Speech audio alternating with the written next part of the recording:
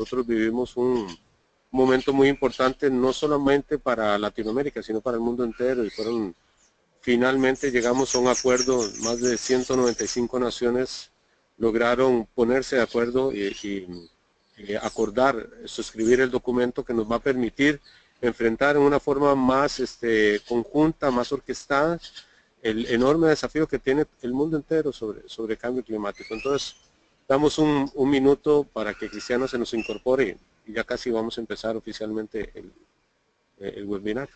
A los periodistas, comunicadores en general que nos acompañan, les recordamos que pueden hacer sus preguntas en el espacio del chat. Y por favor sean lo más concretos posible, porque obviamente tenemos el tiempo muy restringido. Vamos a tratar en la medida de lo posible de optimizar ese tiempo. Entonces le pedimos esa, ¿verdad? Precisamente que sean lo más concretos posibles.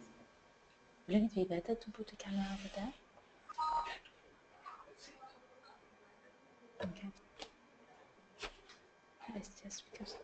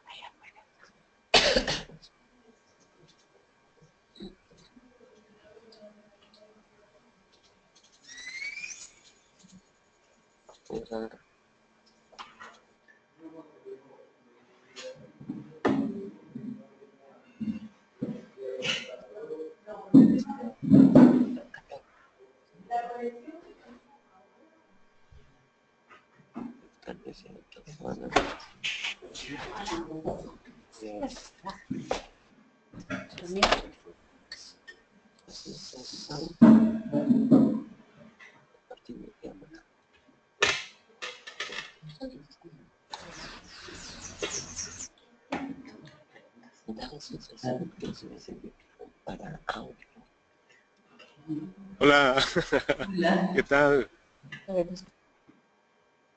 Hola. ¿Chequeamos audio únicamente? Chequeamos audio, a ver. ¿Sí? Perfecto. Perfecto. ¿Sí? Perfecto. Okay. Lidia, está ¿Dónde está acá. la cámara? Aquí está la cámara. Ok. Yo andaba buscando la cámara, ya la veo. Ahí está la cámara. Ahora sí me ven, ¿verdad? Sí. Ahí le vemos perfectamente. Katiana, ¿nos dices? ¿Empezamos? Sí. Bueno, démosle. Adelante. Ok, bueno, muy buenos días. Son las 9 de la mañana aquí en Costa Rica. Supongo que son diferentes horas en toda América Latina. Allá en Europa es un día parcialmente soleado aquí en el Centro Agronómico Tropical de Investigación y Enseñanza, el CATI, que está ubicado en la localidad de Turrialba, a 70 kilómetros al noroeste de San José, la capital de Costa Rica. Les habla Juan Carlos Peña de la Oficina de Comunicación del CATI, quien además es coordinador de Latin Clima. Precisamente Latin Clima, la red de comunicación de cambio climático para América Latina, organiza el presente webinario en conjunto con la Earth Journalism Network de Internews y el Centro Regional de Cambio Climático y Toma de Decisiones. El tema de este día se titula Alcances del Acuerdo de París y las oportunidades para América Latina. Nos acompaña como panelista una de las voces mundiales más autorizadas sobre cambio climático, Cristiana Figueres, secretaria ejecutiva de la Convención Marco de las Naciones Unidas sobre Cambio Climático. Antes de presentarla, aunque ya la tienen acá en pantalla, antes de presentarla oficialmente quisiera explicar un poco la dinámica que seguiremos en el presente webinario. Tendremos una primera parte con la disertación de Cristiana Figueres sobre el Acuerdo de París, decíamos, y las oportunidades que significa para América Latina. Posteriormente abriremos el periodo de preguntas de los comunicadores, que será moderado por la periodista Katiana Murillo, quien es la coordinadora general de Latin Clima. Les recordamos escribir sus preguntas, muy importante, tienen que ser preguntas más que comentarios para que nos dé tiempo de evacuar la mayor cantidad posible. En el chat, en forma muy breve y muy concreta, poniendo por favor el nombre y el medio o la organización a la cual representan.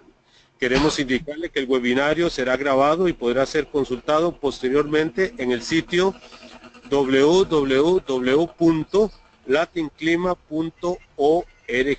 A continuación, y ya para arrancar con la parte formal de este webinario, tendremos las palabras de saludo de Lidia Brito, directora de la Oficina Regional de Ciencias de la UNESCO para América Latina, a nombre del Centro Regional de Cambio Climático y Toma de Decisiones. Creo que por un problema técnico le vamos a tener su audio más que su video. Le escuchamos, Lidia. Muy buenos días o buenas tardes en cualquier parte del mundo en la que esté usted. Muchas gracias y buenas tardes a todas y a todos. Comenzar por dar las buenas venidas a Cristiana Figueres. Cristiana, es un honor tener la oportunidad de escucharte y muchas gracias realmente por esta oportunidad de tener este webinario. Es algo que para nosotros en UNESCO es realmente un paso definitivo en una agenda de desarrollo sostenible. De parte de nuestra organización, claramente que nuestra acción es cambiar las mentalidades, no el clima, y consecuentemente con una serie de actividades en conjunto con ustedes en la Convención Marco, pero también con nuestros socios en la región, como es el caso de Latin Clima y también Katy y muchos otros socios y redes que nos han apoyado mucho en garantizar no solo la sensibilización de la sociedad en general, pero más do que nada la interfase entre políticas, ciencias y la sociedad. Y el Centro de Cambio Climático que tenemos con nuestro socio Avina y con las universidades participantes, tiene por objetivo precisamente traer esta conexión entre lo que la ciencia está produciendo y está revelando con la importancia de la acción política, de las políticas públicas y realmente de una acción concertada entre todos los socios. Y por tanto muy contenta también de ver que tenemos muchos medios de comunicación porque son parceros, son socios fundamentales si queremos que la discusión, que el debate realmente se haga en el centro de la sociedad. Así que bienvenidos, es un honor estar con ustedes hoy, vamos a acompañar el webinario y una vez más, Cristiana, muchas gracias, felicitaciones también por todos los logros. París COP21 fue realmente algo espectacular y UNESCO continúa con ustedes en COP22 en Marruecos y estamos juntos en esto. Muchas gracias a todos y bienvenidos a este webinario.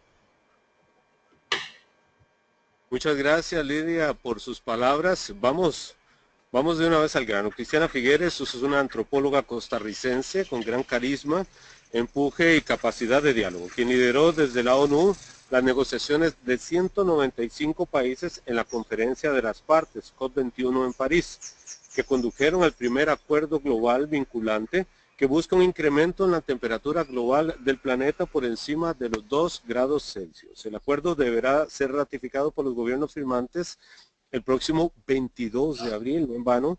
La prestigiosa revista estadounidense Foreign Policy ubicó a Cristiana entre los 100 pensadores más influyentes del 2015. Para los comunicadores latinoamericanos, Cristiana, es un gran honor tenerle hablando precisamente del Acuerdo de París y sobre los desafíos que representa para nuestra región. Le escuchamos. Bueno, muchísimas gracias, les agradezco mucho esta oportunidad de tocar base ahí con la patria y con la región latinoamericana. Hace unos 10 días estuve en Costa Rica, unos cuantos días supuestamente de vacaciones, pero la verdad es que no pude sacar ningún momento de tranquilidad. Porque había mucho entusiasmo, gracias a Dios, pero me di cuenta cuando estuve en Costa Rica de lo poco que hablo español estos días. Así es que les agradezco la oportunidad de usar mi idioma nativo, porque trabajando acá, pues como trabajamos en inglés, son pocas las oportunidades que tenemos. Vamos a ver, me parece que a lo mejor, si les parece, yo quería como motivar la discusión con dos puntos grandes. El primero, un poco un vistazo a vista de pájaro de cuáles son los ejes fundamentales del Acuerdo de París. y luego ver cómo se enmarca eso dentro de la realidad latinoamericana y cómo enfrenta el continente los compromisos o la visión grande del Acuerdo de París. Entonces, a mi primer tema. El Acuerdo de París, pues, son por supuesto muchos detalles técnicos, pero se podría entender que el Acuerdo de París prácticamente fija 4 ejes de acción para poder, a lo largo de un cierto periodo de tiempo, para poder, a lo largo de ese tiempo, hacerle frente al reto de cambio climático.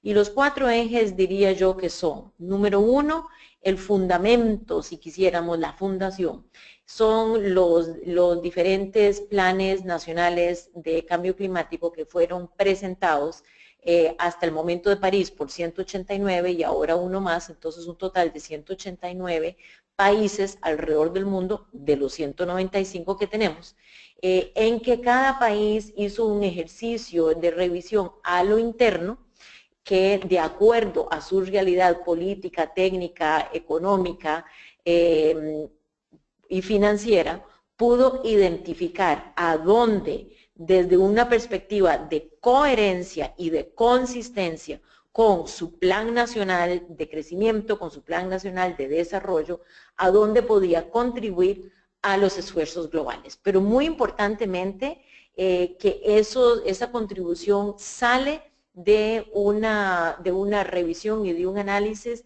de cómo el país se puede beneficiar a lo interno, desde la perspectiva nacional, porque es consistente con su visión de desarrollo nacional. Eso es muy diferente a lo que teníamos hace unos cuantos años y, por ejemplo, lo que dio pie al descontento en Copenhague, porque eso en Copenhague lo que se trataba era de prácticamente imponer una meta global y luego repartir responsabilidades. Entonces, esta vez, por decirlo, como decimos en Costa Rica, volcamos la tortilla y se le invitó a todos los países del mundo a hacer una revisión a lo interno de sus economías y de su realidad política y económica y tecnológica para que ellos pudieran identificar a dónde se beneficiarían ellos y al mismo tiempo, por supuesto, contribuir al esfuerzo global. Eso como el primer eje.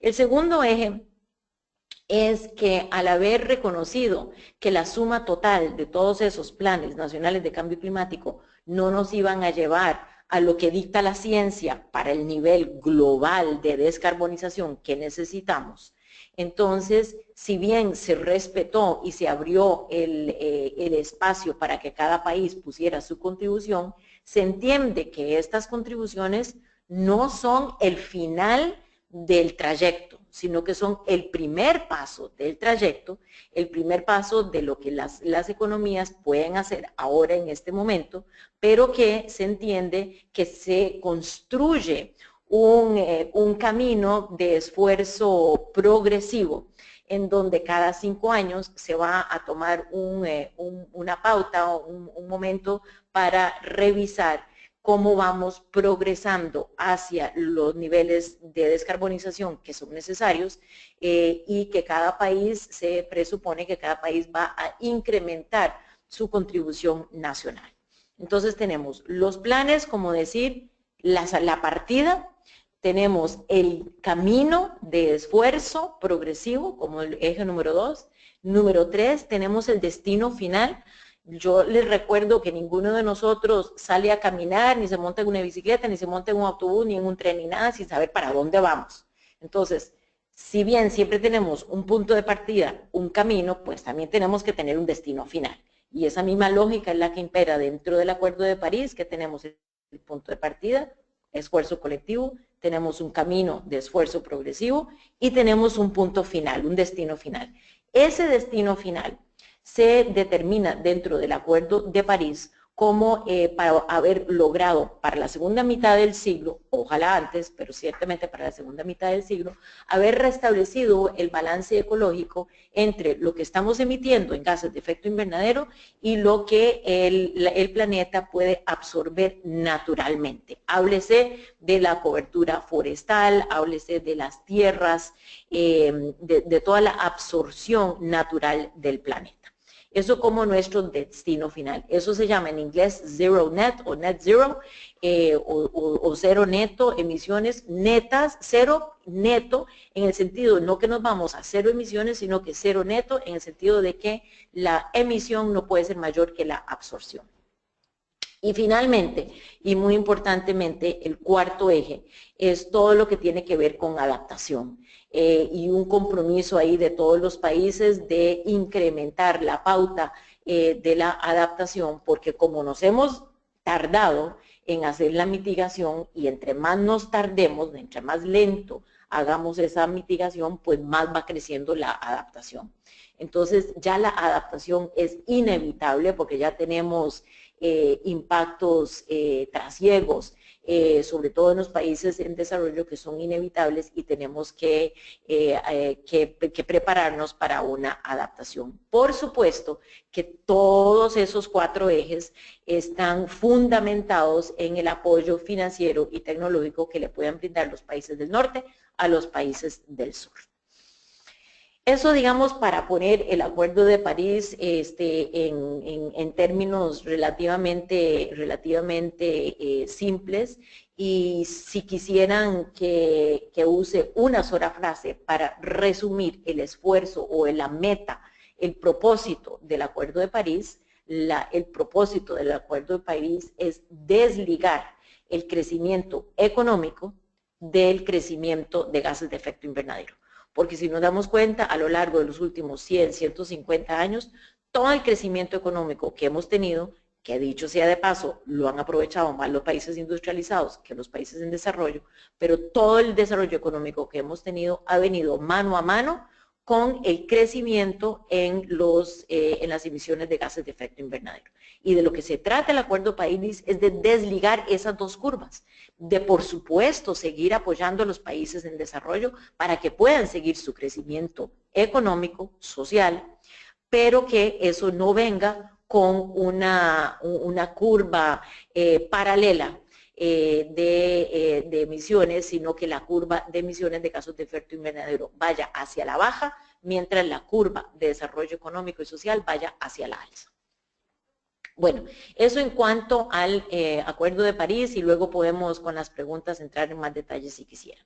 Con respecto al continente, me parece a mí que nuestra región es una región sumamente interesante y es una región que yo podría decir es casi como un microcosmo de lo que se puede hacer alrededor del mundo en cuanto a los esfuerzos globales.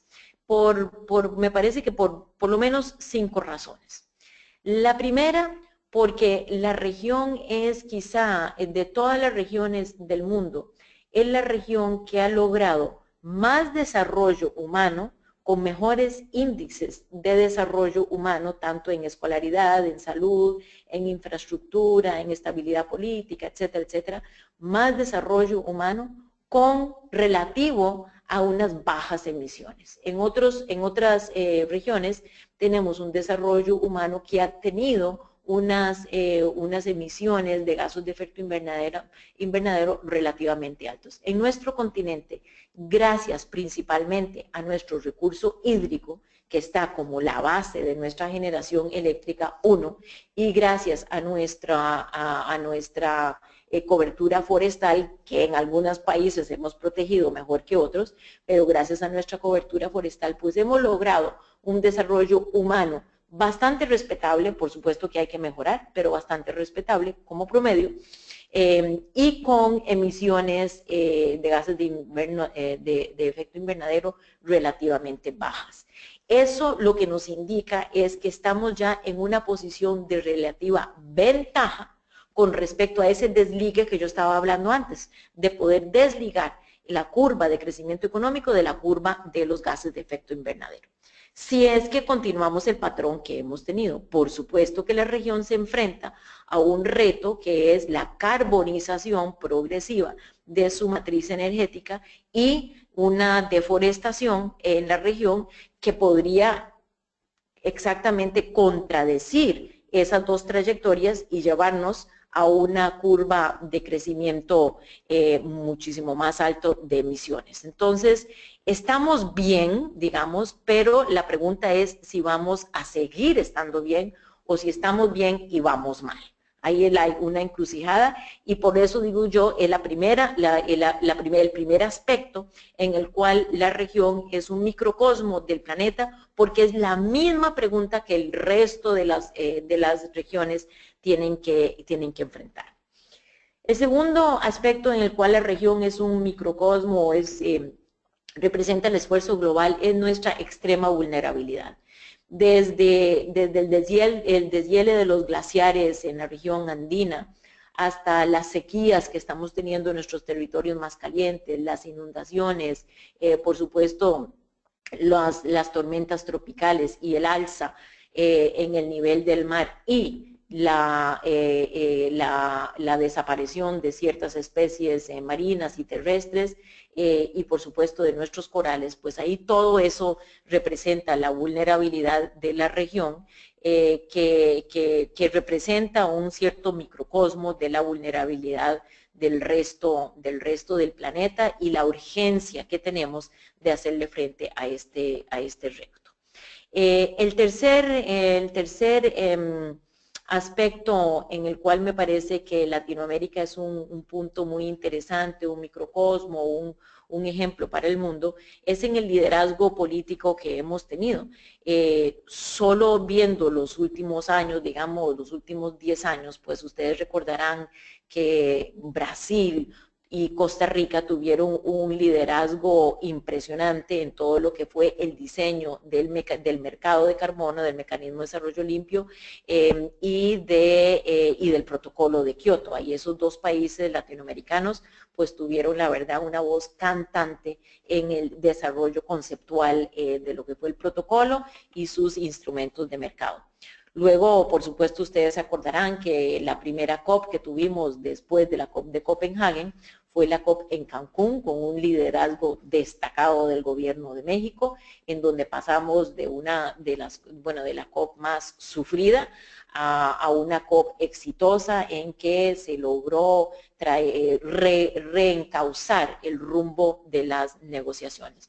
Y por supuesto que no se nos olvide hace 2 años el liderazgo peruano con la COP de Lima, en donde logramos prácticamente preparar todo lo que era el Acuerdo de París, lo pusimos en la antesala de Lima y fue la extraordinaria conferencia de Lima y el liderazgo del gobierno peruano lo que nos puso en muy buen lugar para el Acuerdo de París un año después. ¿Por dónde voy? 1, 2, 3, 4. 4, Mariana. Sí. Bueno, ya no sé ni cómo contar. Recursos naturales. Me parece que también en términos de recursos naturales es interesante que América Latina como microcosmo pues tiene también los recursos naturales que son típicos de otras partes del mundo, ¿verdad? Pero quizá con más privilegio, digamos, porque América Latina tiene más o menos 1/4 parte de toda la tierra arable del planeta, tenemos más o menos 1/4 parte de la cobertura forestal del planeta y tenemos muchísimos combustibles fósiles, entonces tenemos tanto las soluciones como los retos. Y aquí definitivamente cómo utiliza América Latina, y sin hablar de los recursos hídricos, por supuesto solar que tienen todos, y eólicos, que forman parte de la familia de recursos de soluciones. Pero digamos, ese contrapunto entre los recursos naturales que tenemos, que algunos son parte de la solución y otros son de manejar con cautela porque son los que contribuyen al reto, pues nos presentan frente a la encrucijada de cuál es el modelo de desarrollo que vamos a seguir teniendo o que vamos a diseñar país por país, porque eso no se hace más que soberanamente, pero cuál es el modelo de desarrollo que vamos a desarrollar a lo largo de los próximos años, y es típicamente el tipo de pregunta que se está haciendo el resto de las regiones y de los países. Y luego, por supuesto, tenemos la diversidad política que tenemos en América Latina. América Latina políticamente no es una región monolítica, sino que tenemos, yo digo, gracias a Dios, una diversidad política muy interesante, por decirles nada más un contrapunto ahí, lo que son los países del ALBA, los que son países del ILAC, que tienen posiciones muy distintas, lo que es Brasil con su posición prácticamente única en el continente, lo que es México, uno de los líderes. O sea, tenemos mucha diversidad política y por supuesto económica y técnica también, pero esa diversidad política me parece que nos da el privilegio de ser un microcosmo otra vez en el planeta. Y esos son 5, ¿verdad? Ahí llegué a mis 5. Bueno, finalmente nada más quería poner sobre el tapete que por supuesto mirando hacia adelante con los planes nacionales de cambio climático que tenemos en la región, en casi todos los países de la región, pues básicamente ahí lo que están planteando cada uno de los países es qué es lo que van a hacer en cuanto al crecimiento energético, qué es lo que van a hacer en cuanto a eficiencia energética, qué van a hacer con transporte, que resulta uno de los temas más difíciles para la región, y qué vamos a hacer con el uso de suelos, con agricultura, con cobertura forestal, etcétera, etcétera. A mí me pienso que la voz de alerta que tenemos que seguir manejando ahí frente a la región es, por supuesto, ir paulatinamente marcando esa pauta con las políticas que van decidiendo los gobiernos, pero siempre teniendo en cuenta que lo que tenemos que evitar es condenarnos desde ahora a un perfil de emisiones de gases de efecto invernadero que sería basado en una carbonización de la economía, condenarnos a un nivel de emisiones que sería no productivo y no constructivo para la región y para el planeta tampoco. Porque pensemos que tenemos que llegar más o menos para el año 2050, tenemos que llegar más o menos a una emisión de 2 toneladas per cápita como promedio global. Y América Latina está un poquito sobre eso, pero si siguiéramos el patrón de carbonización de la economía que tenemos planeado dentro de nuestras políticas, pues podríamos llegar hasta una emisión de 9 o 10 toneladas per cápita.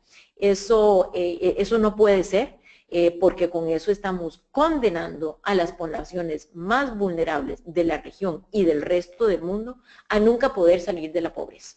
Porque aquí lo que nos tiene que quedar absolutamente claro es que más emisiones significa más pobreza.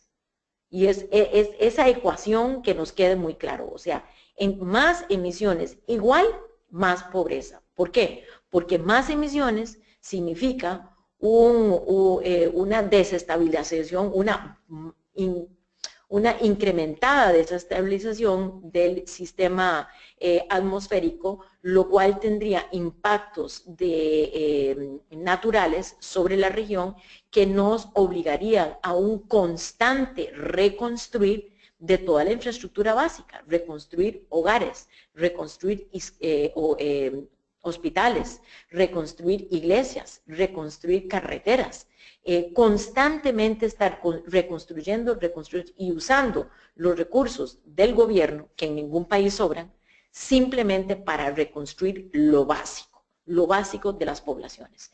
Entonces, si eso fuera así, nos estaríamos condenando a nunca poder salir de la pobreza.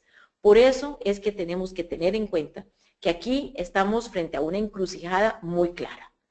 O nos vamos como región y como mundo hacia un camino de más emisiones y más pobreza, o nos vamos hacia un camino de menos emisiones y menos pobreza.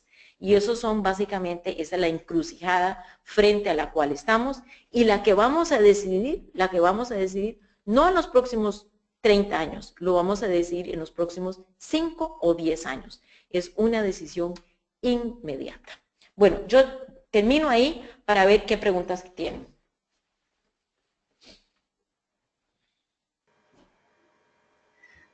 Doña Cristiana, muchísimas gracias por la intervención. Vamos a iniciar ya el periodo de consultas. Iniciamos con la primera. Entonces, ¿qué es lo que habría que hacer ya, así lo más urgente, para no sobrepasar el umbral de los famosos 2 grados? ¿Y cuál debería ser el rol que América Latina tendría en ese sentido? Bueno, pues lo más urgente es que cada país se fije en el Plan Nacional de Cambio Climático que desarrolló y que le sometió públicamente al mundo a través de nosotros en la Secretaría y busque cómo implementar ese Plan Nacional de Cambio Climático lo más pronto posible. Algunas de esas medidas son medidas que están dentro del alcance de los gobiernos nacionalmente, algunas de esas medidas necesitan apoyo financiero o técnico. Pero yo diría, empecemos con lo que tenemos a mano, empecemos con lo que sí podemos implementar, por supuesto que para ayudarle al planeta, pero, repito lo que dije al puro principio, porque son prioridades nacionales. Entonces, independientemente, aunque no tuviéramos cambio climático, que sí lo tenemos, son medidas que queremos hacer de todas maneras desde un punto de vista soberano. Y eso me parece que es lo más urgente, mientras vamos desarrollando el marco de políticas y de reglamentos que son necesarios para poder atraer la inversión en las otras medidas que necesitan apoyo financiero y técnico. Muy bien, muchas gracias, doña Cristiana. Lilian Tejeda, del Listín Diario República Dominicana, hace la siguiente consulta. ¿Cuál es su opinión sobre las contribuciones nacionales presentadas por los países de América Latina? ¿Le parecen adecuadas, suficientes? Bueno, es que esa pregunta presupone que tenemos como dijera, que tenemos un umbral que es el correcto. Y la verdad es que eso no existe, ¿verdad? Porque el umbral correcto es el que determina la ciencia y sabemos que no podemos llegar a ese umbral hasta dentro de unos cuantos años. Entonces, como dije al principio, todos estos programas nacionales de cambio climático pues son esfuerzos nacionales, la América Latina incluida, que son un muy buen primer paso, pero solo el primer paso. Pero no podemos pasar el segundo paso sin haber dado el primer paso. Entonces, hagamos el primer paso, busquemos esas medidas y esas políticas que hemos puesto ahí en el entendido de que todos tenemos que incrementar el esfuerzo porque si no, no vamos a llegar a hacerle frente. Muy bien. Thais Gadea, periodista ambiental de Argentina, consulta lo siguiente. ¿Cómo continuará usted involucrada con la implementación del acuerdo una vez que ya no ocupe la dirección de la Secretaría de la Convención? ¡Ay, qué pregunta tan indiscreta! No, miren, yo termino acá en julio. Y luego estoy tratando de tomar decisiones de prioridades porque la verdad es que tengo una gran cantidad de oportunidades sobre cómo seguir este esfuerzo y lo que estoy tratando de hacer es de montar una agenda con diferentes componentes que son complementarios entre sí y que me permiten seguir en esta batalla, pero desafortunadamente ahora tengo demasiadas oportunidades ahí y como yo solo tengo 27 horas en un día, entonces voy a tener que establecer ahí prioridades. Muy bien. Le recordamos a todos los que están haciendo las preguntas que por favor identifiquen el medio y la organización para poderlo hacer. Tenemos otra consulta acá de Cristina Espinosa del diario La Tercera de Chile. La pregunta es, ¿cómo evalúa las acciones que están tomando los países latinoamericanos, en particular Chile, que tienen poca contribución a los gases de efecto invernadero, pero en aumento? ¿Que están haciendo lo suficiente? Bueno, a ver, como dije antes, ningún país está haciendo lo suficiente de acuerdo a la ciencia. Entonces ahí no tenemos que apuntar con un dedo acusatorio a ningún país en específico, porque todos están haciendo lo que pueden hacer en este momento, pero desde la perspectiva de lo que exige la ciencia, ninguno está haciendo suficiente. Entonces todos se acomodan ahí dentro de esa medida. Y todos los países de América Latina también.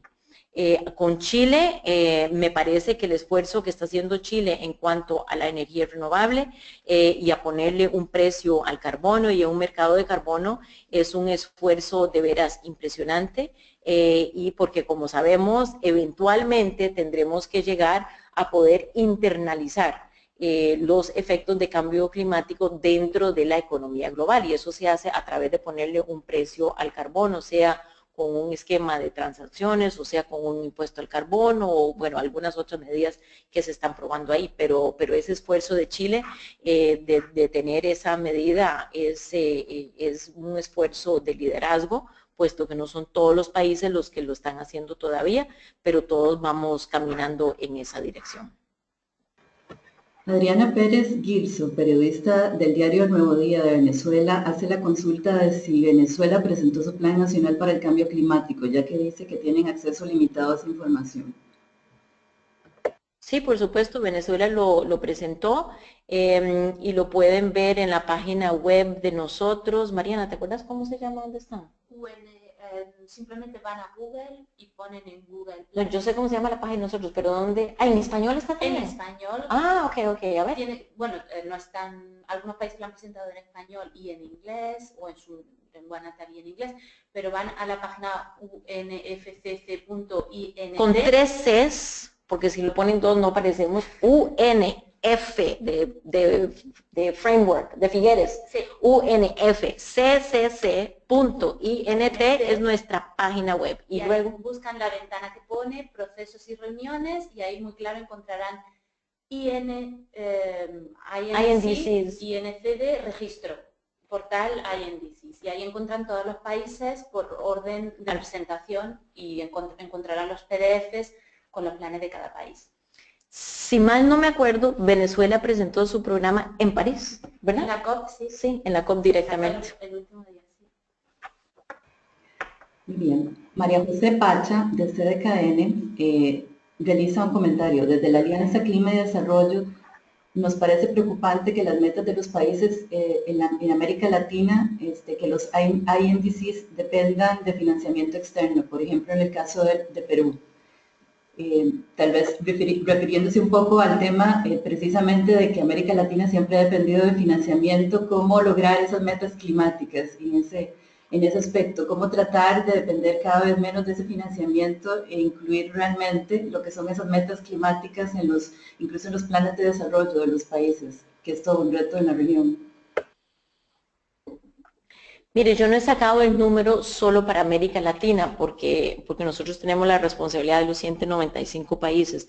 Entonces, disculpe que no le conteste la pregunta específicamente para América Latina, pero no me parece que América Latina puede estar muy diferente al promedio global.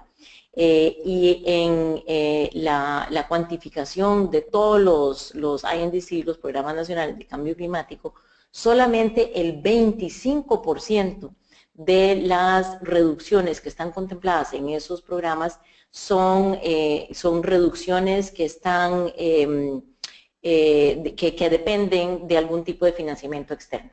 Entonces, con eso repito lo que había dicho antes, que aquí la oportunidad es de empezar por lo menos con el 75%, que son medidas y políticas que tienen una prioridad y una urgencia nacional independientemente de cambio climático. Y mientras hacemos ese 75%, pues podemos ir buscando el marco regulatorio que nos permite atraer la inversión. Pero, perdón, no le he sacado los números a América Latina, pero bueno, ese es el porcentaje o el promedio, la relación global y estoy asumiendo que América Latina tiene más o menos ese promedio, o quizá menos, porque ahora estoy pensando que a lo mejor los países africanos tienen un promedio mayor que el 25% y ahí que América Latina podría tener un promedio menor. No sé, tal vez nosotros podemos sacar el promedio y avisarles, pero por ahí vamos, un promedio global del 25%. Carla Mas, editora del Árbol en América Latina, dice que respecto del desacople de las curvas de crecimiento y emisión, la retórica de América Latina ha sido la necesidad de creces para satisfacer las agendas nacionales. Pero la pregunta es, ¿hasta cuándo cree usted en la posibilidad de un crecimiento perpetuo de las economías? Y en este caso, ve el crecimiento en 2050, periodo en el que debemos tener las emisiones netas a nivel global. Bueno, pero eso depende de qué tipo de crecimiento estamos hablando. Si estamos hablando de un crecimiento económico que va de la mano con emisiones de gases de efecto invernadero, entonces obviamente la pregunta es imposible. Imposible porque nos estamos condenando, eso es suicidio. Pero de eso no se trata.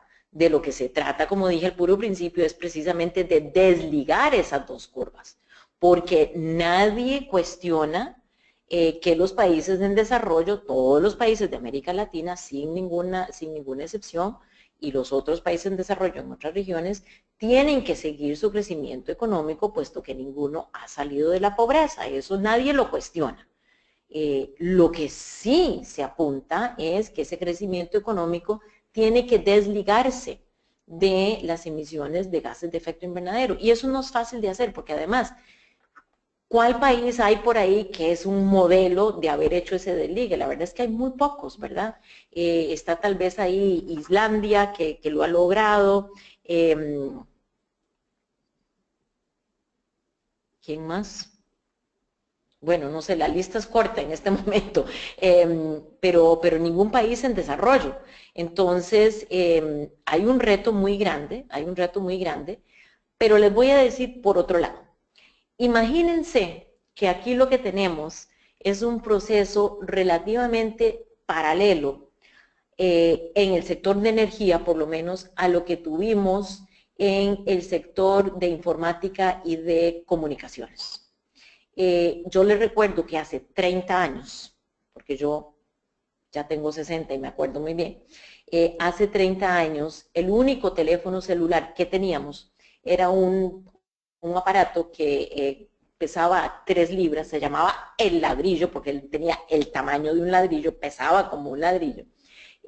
Funcionaba nada más 30 minutos, había que cargarlo 24 horas para que funcionara 30 minutos.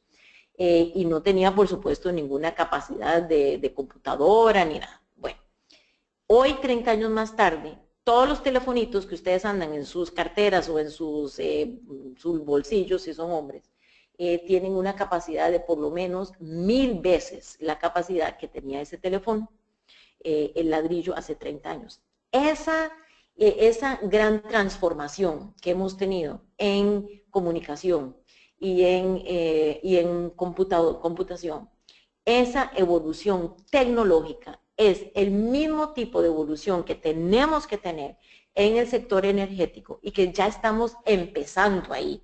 O sea, ya tenemos una inversión fuerte, 300.000 millones de dólares en energía renovable, ya tenemos unas tecnologías de energía renovable de solar y de viento que son competitivas con las energías fósiles, ya tenemos el hecho de que el 90% de toda la energía nueva instalada el año pasado en el mundo es energía renovable.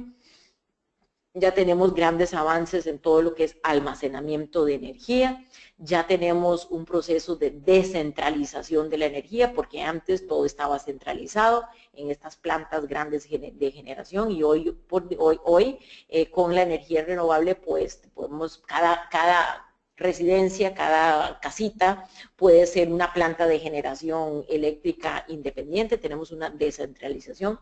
Ya estamos en toda esa revolución energética que nos va a llevar a una realidad energética completamente distinta a lo que tenemos en este momento. Y ni se diga lo que vamos a hacer en transporte. Entonces, lo que tenemos que entender es que sí tenemos que seguir nuestro desarrollo económico y que en América Latina, como en cualquier país en desarrollo, lo que podemos aprovechar es evitar tener que pasar por todas las fases de ese desarrollo tecnológico. Así como en América Latina pasamos directamente de no tener telefonía, básicamente porque no estábamos comunicados con teléfono, de no tener telefonía porque las líneas de teléfono no alcanzaban a la gran mayoría de la población, pasamos de no tener telefonía a tener celulares. Y ahora no tengo las cifras, pero sería interesante buscar cuál es la cifra de penetración de teléfonos celulares hoy en día en América Latina con respecto a lo que teníamos de conexión de telefonía hace 30 años. Yo estoy segura de que ahí hay una revolución fantástica. Esa revolución de pasar de no tener telefonía a pasar sin pasar por toda la infraestructura del cable telefónico que va a tu casa, que se quiebra, que se rompe, que no sé qué, que con los vientos y no sé qué, bueno, todo ese drama que teníamos, a pasar a tener directamente telefonía celular, eso es exactamente lo que vamos a poder hacer con la energía. Entonces es un futuro, la verdad es que es un futuro fantástico, porque nosotros no tenemos que condenarnos a pasar por todas las fases del desarrollo tecnológico de la energía. Podemos pasar directamente de donde estamos ahora a la energía renovable, como base del desarrollo económico. Bien. Isán Guerrero, de la Universidad de Málaga, España, dice que existe una ruptura y una diferencia notable entre el amplio consenso científico sobre el cambio climático y el relato expresado por los medios de comunicación hasta ahora, contribuyendo a un debate mediático con múltiples enfoques. ¿Cómo explicaría esa diferencia de relatos? No sé a qué se refiere, me tendría que decir cuál es la diferencia.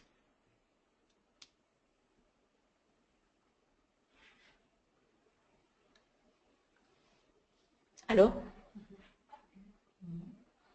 A lo mejor se refiere a la unanimidad, casi unanimidad de la comunidad científica respecto al cambio climático que está causado por el hombre, y en cambio en los medios de comunicación desproporcionalmente hay.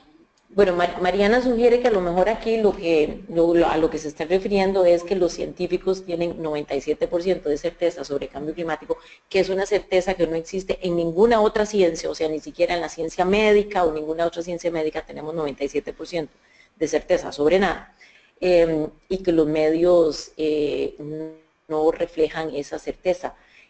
Yo pienso, bueno, no sé, estoy en las manos de ustedes que son los profesionales en esto, pero yo pienso que esa época ya la pasamos.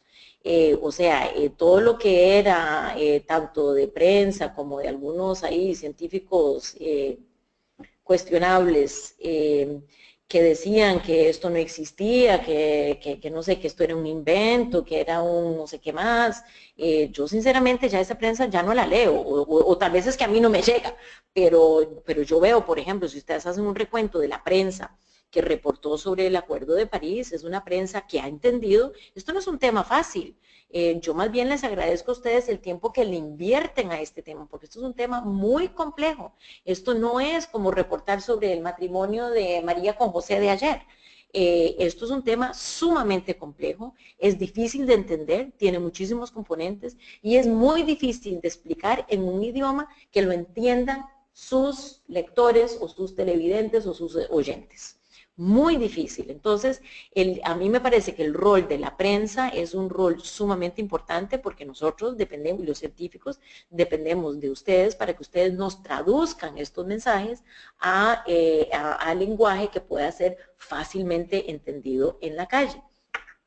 Pero en cuanto a la calidad, a mí me parece, y por lo menos con los reporteros que nosotros tenemos más relación acá, que ha habido un gran esfuerzo por parte de la prensa de educarse, de entenderle el tema y de reportarlo con seriedad y con responsabilidad. Yo la verdad es que ya casi no veo reportes irresponsables.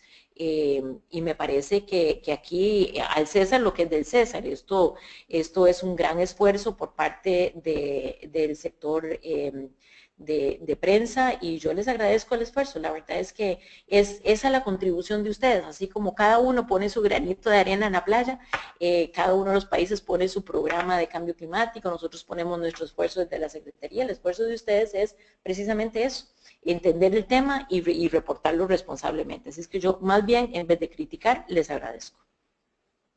Bueno, aquí tenemos una consulta de Tali Santos del Universo de Ecuador.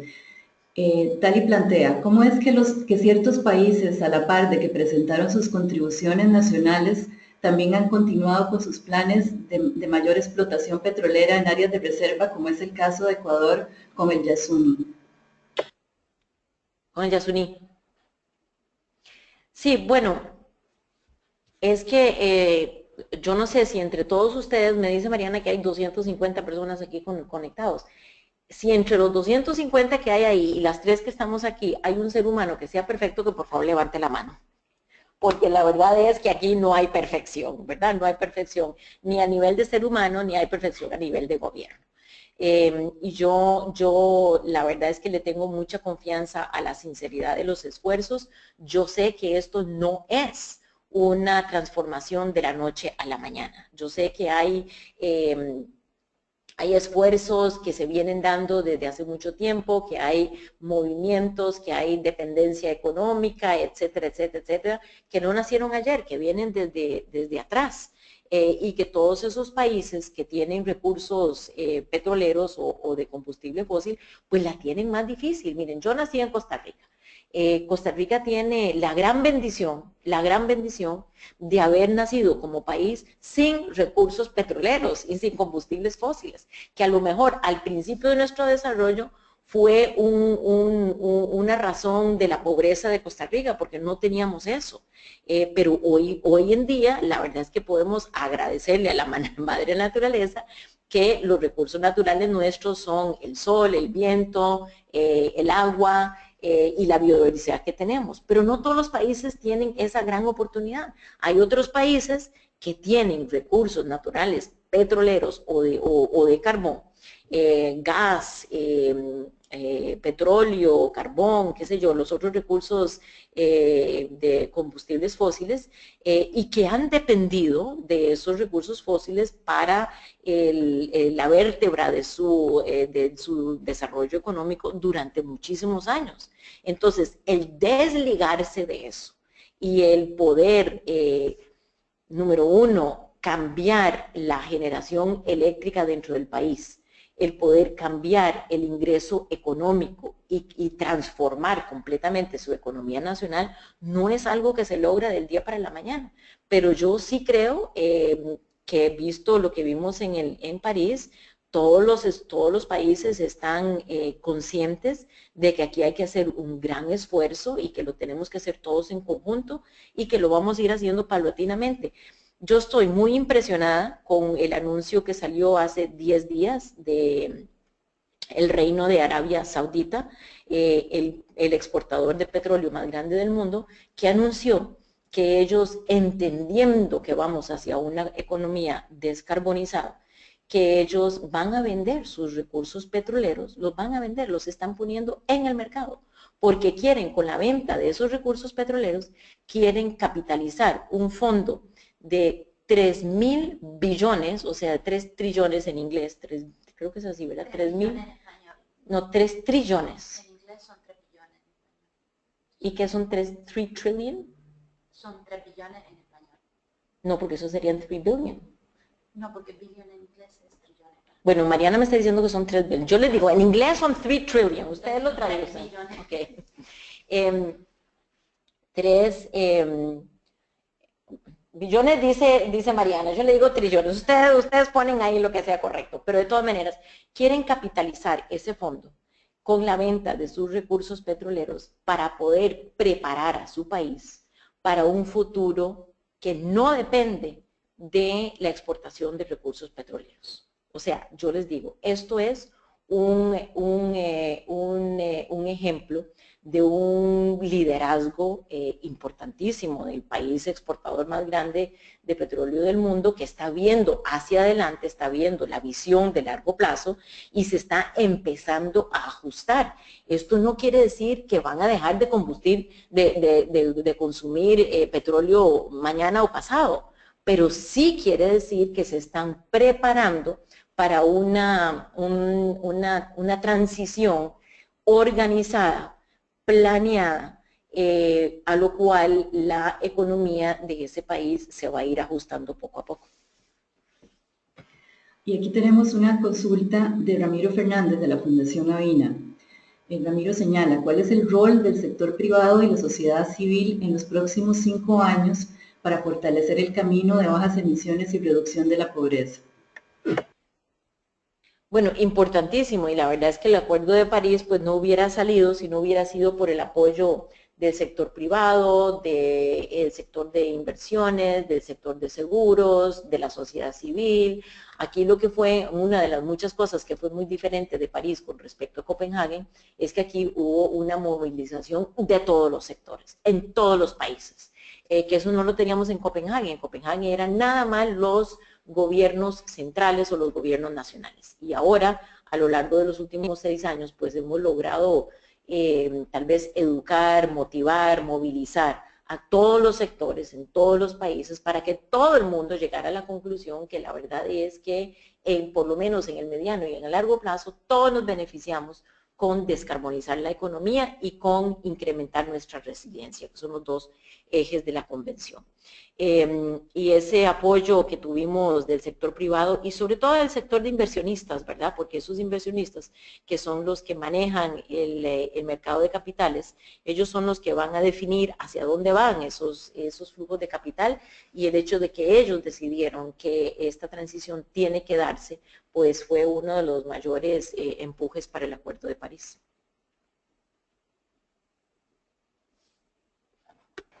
Cristiana, América Latina es una de las regiones del mundo que más grupos de negociación tiene. ¿Usted cree posible que se pueda dar mayor integración y cómo eso, el hecho de que existan varios grupos de negociación, influye a la hora precisamente de lograr acuerdos? Bueno, como dije al principio, para mí esa diversidad política que tenemos en América Latina es una ventaja. Por supuesto que si fuéramos un país monolítico políticamente, pues entonces hay una voz y ahí va. Ok, pero eso no es así y eso tampoco refleja la realidad del mundo. Entonces, a mí me parece que la diversidad política que tenemos en América Latina pues es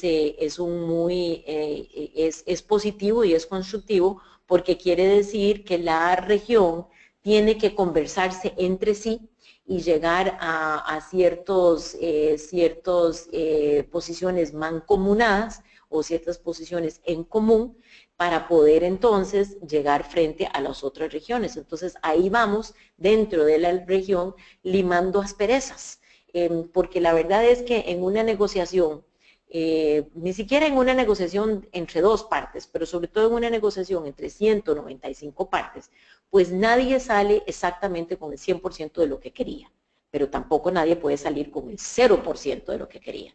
Entonces, ahí está el arte y la magia de la negociación, es de buscar el intermedio entre 0 y 100, para que cada uno de los países, en este caso, salga con alguna ventaja del paquete que se negocia, y todos puedan irse a su casa habiendo buscado algún beneficio y sabiendo que cada una de estas negociaciones no es la final, sino que eso es lo mejor que se pudo hacer en ese momento bajo esa realidad, y luego nos vamos hacia negociaciones futuras. Entonces, esa diversidad política en América Latina es complicada definitivamente, pero no es menos complicada que la diversidad política que existe en el resto del planeta. Entonces a mí me parece que es una muy buena oportunidad de ir aprendiendo cómo escucharnos, cómo respetarnos y cómo ir buscando posiciones en común. Bueno, vamos a ir a las últimas 2 preguntas porque se nos está acabando el tiempo. Esta es de Xavier Escobar, coordinador de la Red Latinoamericana y Caribeña de Comunicación para la Agricultura Familiar Campesina. Su consulta es: ¿cuál es el rol de la agricultura frente al cambio climático? cómo incorporar a los pequeños productores o agricultores familiares, campesinos e indígenas en la construcción de políticas públicas. Bueno, vamos a ver, a mí me parece que, como les dije al puro principio, uno de los ejes fundamentales del Acuerdo de París es haber descrito el destino final como precisamente el balance ecológico entre las emisiones y la absorción. Porque si el Acuerdo de París se hubiera ido nada más con la reducción de emisiones, ahí estaríamos hablando nada más del sector energético, transporte, industrial, etcétera, toda la parte que produce emisiones. El hecho de que tenemos la otra parte de la ecuación ahí, de la absorción, quiere decir que ahí, como centro muy importante, eje central del Acuerdo de París, está todo lo que es el uso de suelos, que si bien está emitiendo ahora, sobre todo con metano y con dióxido de nitrógeno y con algunos otros gases, está emitiendo, pero, y eso hay que bajarlo, pero tiene el gran potencial, la agricultura, la cobertura forestal, de convertirse más bien en esponjas, por así decirlo, en esponjas que puedan absorber los gases de efecto invernadero. Entonces, de ahí que la agricultura sostenible o la agricultura que es sensible al cambio climático, Climate Smart Agriculture, que se llama en inglés, es absolutamente fundamental. Y tenemos un gran número de países, tanto en América Latina como en África, que se unieron para asegurarse que toda esa parte de la agricultura estuviera contemplada dentro del Acuerdo de París, porque hay algunos países que esa es su única contribución, porque no tienen emisiones del sector energético, no tienen emisiones del sector industrial.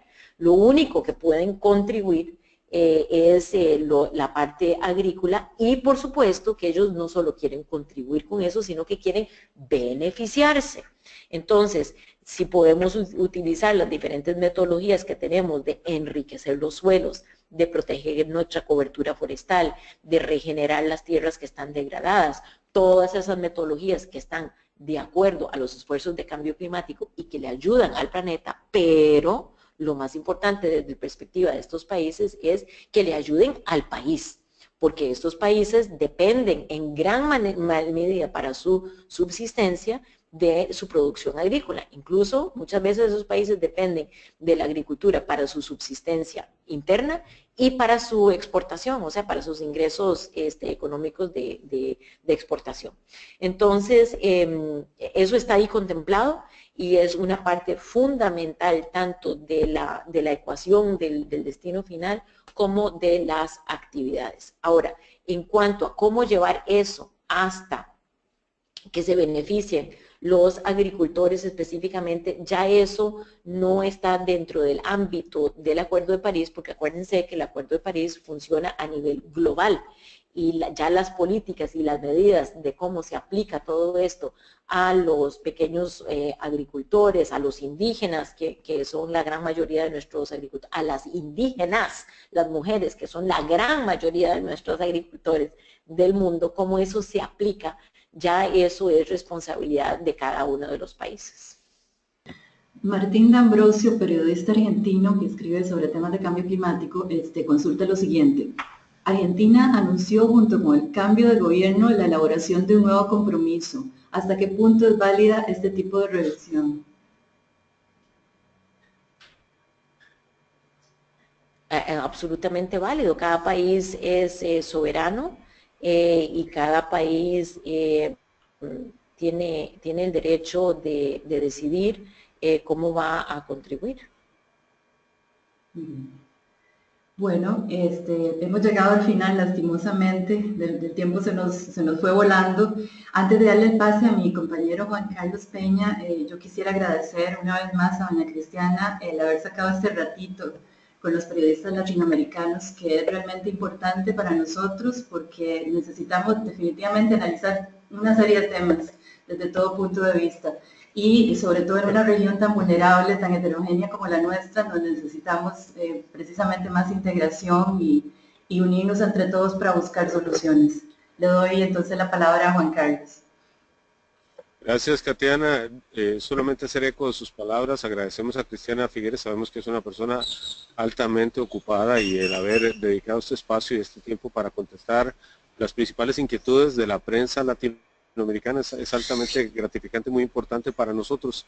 Hace unos instantes usted mencionó sobre la importancia que tiene el papel de la comunicación en dar a conocer todos estos avances, en convertirse en ese catalizador o en ese puente entre la generación de conocimiento, la investigación y el cambio de comportamiento de la población, de la gente, que al final de cuentas los gobiernos crean estructuras, crean condiciones habilitadoras, pero es la gente al final de cuentas la que impulsa los cambios, la que hace que la situación se modifique y es la gente la que acelera esos cambios, la que acelera esa toma de decisiones. Y en ese puente habilitador entre las decisiones, las políticas, la investigación científica y la gente está la prensa, está la comunicación. Entonces, a nombre de Latin Clima, que es la plataforma de comunicación de América Latina más consolidada, le damos las gracias. Le recordamos a los colegas que este webinario va a estar en www.latinclima.org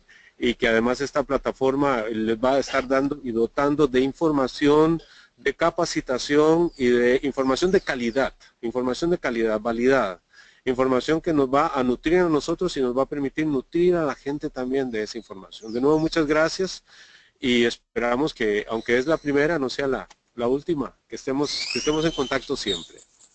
Bueno, muchas gracias a todos ustedes y yo, Juan Carlos, Lidia, muchas gracias a ustedes por organizar esto y nuevamente yo termino agradeciéndoles, como les dije antes, porque este no es un tema fácil, pero sinceramente, si ustedes ven en la profesión de ustedes, yo no puedo imaginarme un tema que sea más importante y que represente la responsabilidad social que tienen los medios de comunicación más urgentemente que este.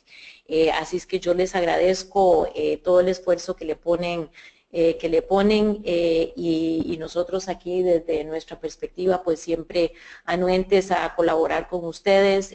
Bueno, Mariana es nuestra soldada acá de lengua española y siempre los apoya y por favor sigan contando con nosotros. Nosotros también, Mariana, ¿vos querés decir un poquitico sobre la página de nosotros?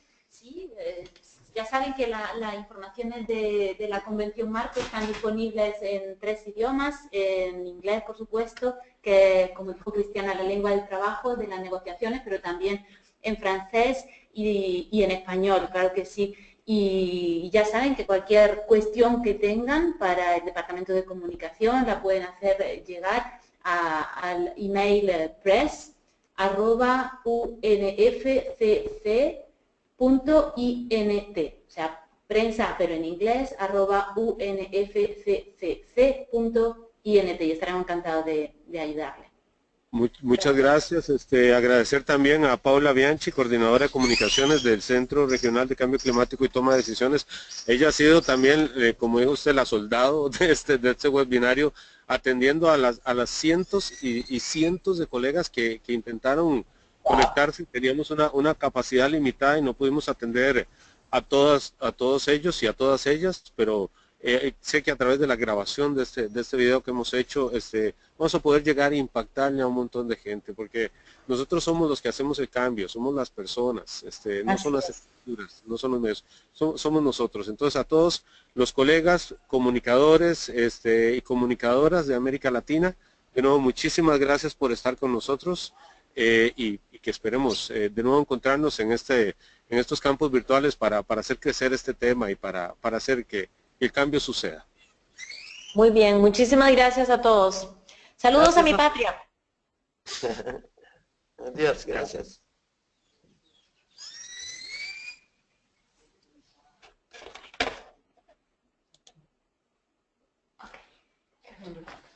Muy bien. Quedó muy bien. Quedó bien. Quedó muy completa. Sí. Las preguntas bien. Muy bien. Sí, yo creo que la persona de Málaga se refería a eso. Estimados periodistas, el que siga por ahí, Juan Carlos, que les va a llegar en unos segundos una breve encuesta con 3 preguntas básicas que nos interesa desde luego saber la opinión para continuar mejorando este tipo de instancias. Así que la van a recibir ahora al momento de terminar el webinar. Claro, y quienes están allí, ojalá nos ayuden con esa retroalimentación que es vital para nosotros, que nos va a permitir no solamente conocer las cosas que podemos mejorar, sino alguna otra cosa que se les ocurra como webinario, como apoyo, como capacitación, que consideren que es un tema vital. Les escuchamos, somos todos oídos porque esta plataforma con sus socios está al servicio de ustedes. Sí, y los invitamos también a ser parte de Latinclima ingresando en www.latinclima.org en la parte de únanse, sea parte del cambio.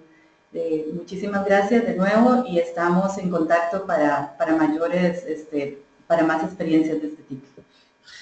Gracias. Bueno, hasta luego. Gracias, hasta luego. Muchas gracias.